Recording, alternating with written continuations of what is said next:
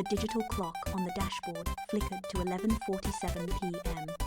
I sat in the dark of the parking garage, staring through the windshield at the Envoy Hotel entrance. My fingers were locked so tightly around the steering wheel that my knuckles lost all color.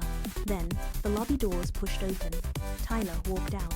His hand was firmly gripped in the hand of Jordan Reeves, the protege I had spent 14 months mentoring. They stopped briefly under the streetlights. That was when I saw it, on her wrist. She wore the gold earrings Tyler had reported lost a month ago.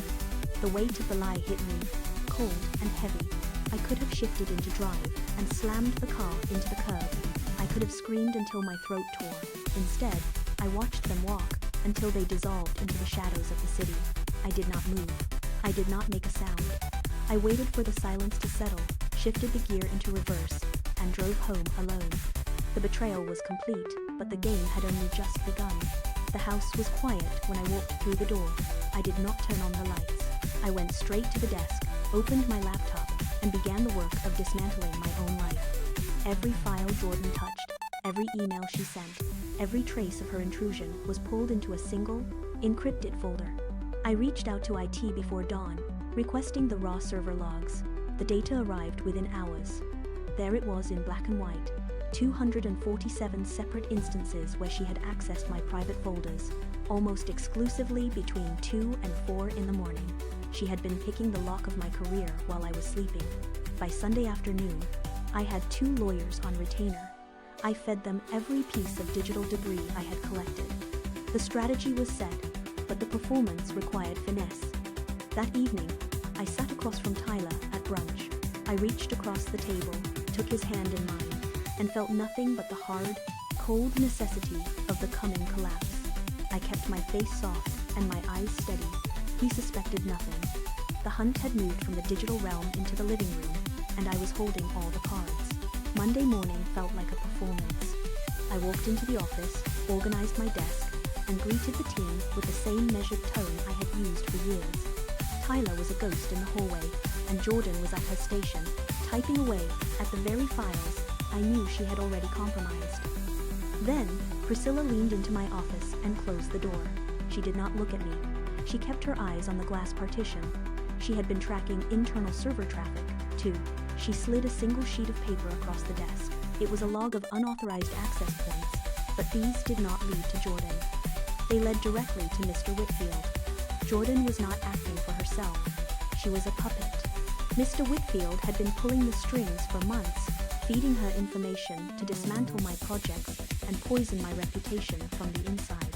He wanted my seat at the board, and he was using her to clear the path. The realization clicked into place like a heavy bolt. This was not a messy affair. It was a calculated corporate assassination. I looked at the paper, then at Jordan through the glass. The anger did not come.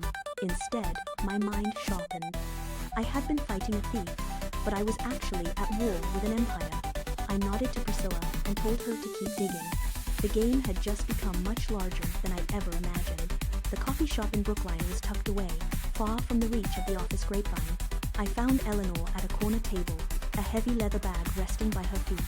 She did not waste time with pleasantries. She opened the bag and revealed a stack of surveillance photos and bank statements that mirrored my own findings.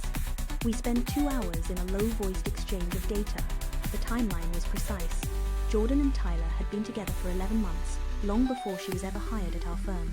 They were not just co-workers, they were architects of a clean break strategy designed to discard their respective spouses and secure their own futures with the assets they planned to extract from us. Every detail clicked into place. The late-night access, the falsified reports, the carefully timed absences, it was all part of a synchronized exit. Eleanor produced a document detailing a joint account I had never seen, funded by redirected company capital. I felt no rage, only a cold, sharp clarity. We were no longer 2 abandoned partners nursing rooms. We were a tactical unit. I closed my notebook, looked across the table, and we mapped out the final sequence of the takedown. By the time we stood up to leave, the trap was already closing. 6 weeks remained. The office became my theater. I played the part of the unsuspecting professional, attending every meeting and reviewing every document with a steady hand. Every morning, I watched Tyler drink his coffee, his movements casual, and entirely unaware that his future had already been liquidated. Jordan became bolder, her presence at the office more frequent, her access to my folders more brazen. She assumed I was blind. She assumed the system was already hers. I let her believe it. Each night, I returned to my workspace, not to work, but to sharpen the blade. I indexed the logs, cross-referenced the bank transfers, and verified the timestamps of every hotel visit. I kept the evidence in a secure, encrypted drive that never left my side. I watched the calendar. I saw the arrogance in Mr. Whitfield's eyes during every board review, his smug confidence that his takeover was complete. He was waiting for the final quarter to announce his move. I was waiting for the board meeting. The silence in my house was absolute.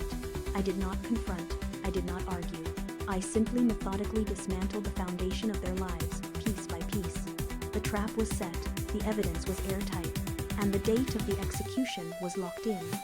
I was no longer a participant in their game. I was the one holding the match. The heavy oak doors of the boardroom swung open with a sharp click that cut through the low murmur of the meeting. The air inside felt thin, recycled, and stagnant. Mr. Whitfield sat at the head of the table, his fingers steepled, a faint, smug grin fixed on his face as he scanned the room. He looked up, his eyes meeting mine with a flicker of condescension. He started to speak, a dismissive comment about the agenda, but the words died in his throat as I stepped fully into the light. I did not take my seat. I stopped, turned toward the threshold, and held the door open. The room went silent. The only sound was the rhythmic clicking of heels against the polished floor as Eleanor walked in beside me. She moved with a glacial, terrifying grace. The color drained from Mr. Whitfield's face in an instant, his posture collapsing against the back of his chair. He glanced from me to Eleanor, his eyes darting toward the exit, but the heavy door had already clicked shut behind her. The boardroom was no longer a place of business. It was a hunting ground, and for the first time, he realized the trap had been sprung. Eleanor did not hesitate. She reached into her bag and pulled out a thick, leather-bound folder. With a sharp, deliberate motion, she dropped it onto the mahogany table. The sound echoed like a gavel. She opened it, sliding a stack of falsified project decks toward Mr. Whitfield. He stared at the pages, his jaw working silently. She didn't stop. She dropped the unauthorized drive logs next, followed by the fraudulent resume Jordan had submitted to the firm. Each document landed with a distinct, heavy thud. Mr. Whitfield pushed his chair back, his hands trembling as he reached for the logs. He opened his mouth, a protest forming, but Eleanor leaned forward and placed a single photograph face up between us. It was a clear, high-resolution shot of Tyler and Jordan at the Envoy Hotel, their faces unmistakable in the lobby light. Whitfield looked down at the image, then up at Eleanor. He went deathly still. The arrogance that had defined his expression seconds ago vanished, replaced by a hollow, frantic gaze. He looked at the board members, then back to the evidence, but no words came. The room held its breath. Every eye in the office turned toward the table, witnessing the collapse of his entire strategy in the span of a single, cold minute. The silence in the room stretched until it became unbearable. I turned my gaze toward Jordan, who sat frozen, her hands gripping the edge of the mahogany table until her knuckles turned ivory. She did not look at me. She did not look at anyone. Two security officers appeared at the doorway, their presence marked by the rhythmic, heavy tread of their boots on the carpet. They stopped behind her chair. One of them tapped her shoulder. She stood, her movements mechanical and stiff, and walked toward the exit without a single word of defense. The heavy doors closed behind her, cutting off the view of the hallway. I looked back at Mr. Whitfield. He was already drafting his resignation on a tablet, his hands shaking so violently he had to pause twice. He did not look up when he stood to leave, bypassing the board members entirely. He cleared his desk in under 3 minutes, his movements erratic and frantic.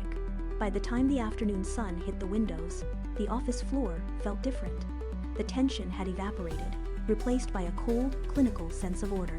My professional rivals were gone, stripped of their power and their reputations in a single afternoon.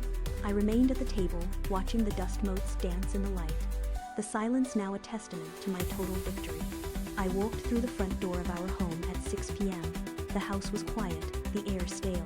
I moved through the foyer and into the kitchen. 3 suitcases stood by the counter, packed and locked. I pulled the divorce papers from the envelope and laid them flat on the marble surface, weighting the corner with my empty tea mug. I heard the lock turn. Tyler stepped inside, his keys jingling in his hand as he closed the door. He stopped the moment he saw the bags. He looked at them, then at the papers, then finally at me. He did not ask, he did not try to speak. He let the keys drop to the floor with a metallic clatter. His knees buckled, and he slid down the wall, hitting the hardwood with a dull thud. He buried his face in his hands, his shoulders shaking with ragged, uneven breaths. I filled the kettle and turned on the stove. The whistle of the water began to rise, a sharp, piercing sound that cut through his gasps. I poured the tea, steam rising against my face. I watched him for a second, a man reduced to trembling parts on the floor, and felt nothing. I turned away, the teacup warm in my hand, and walked into the living room, leaving him behind in the ruins. I sit in the corner office now. The view of the city is unobstructed, the glass clean, the desk cleared of everything but the necessary files. The brownstone is mine, the keys heavy in my pocket. The silence of the room is absolute. I have achieved the objective. I have dismantled the threats, secured my position, and excised the rot from my life. Yet, as the sun sets, the office light catches the edge of my monitor, and I am pulled back to that night in the garage. I see my hands on the wheel, the knuckles white, the hotel lobby doors swinging open. It was a calculated demolition. I waited, I watched, and I burned it all down to the foundation. But standing here, amidst the success I spent months clawing for, I wonder about the alternative. If you were in that car, watching your life crumble in real time, would you have confronted them in the heat of the moment? Or would you have done exactly what I did, accept the destruction, gather the evidence, and choose the silence that leads to total ruin?